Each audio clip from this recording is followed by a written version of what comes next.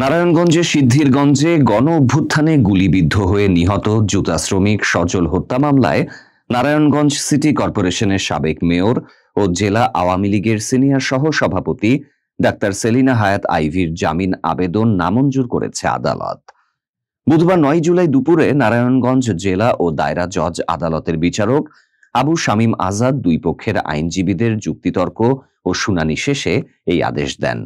মামলা সূত্রে জানা গেছে, গত বছরের 20 জুলাই বিকেলে ছাত্র জনতার একটি গণ অভ্যুত্থান চলাকালে সিদ্ধিরগঞ্জের শিমরাইল এলাকায় ঢাকা চট্টগ্রাম মহাসড়কে গুলিবিদ্ধ হয়ে মারা যান এক জুতা কারখানা শ্রমিক সজল।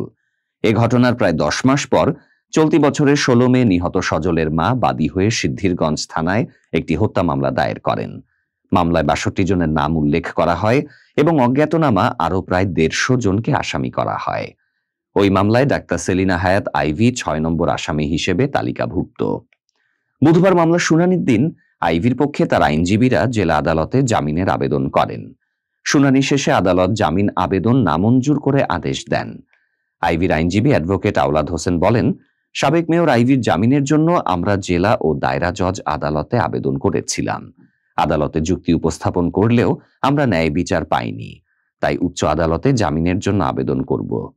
অন্যদিকে রাষ্ট্রপক্ষের আইনজীবী ও public prosecutor advocate Abul Kalam Azad Zakir বলেন, গণঅভ্যুত্থানের সময় সাবেক মেয়র আইভীর নির্দেশেই ছাত্র জনতার উপর হামলা হয়। সজল হত্যাকাণ্ডের ঘটনায় দায়ের করা মামলায় তার বিরুদ্ধে সুনির্দিষ্ট অভিযোগ আছে, তাই শুনানি শেষে আদালত আইভীর জামিন আবেদন নামঞ্জুর করেছেন।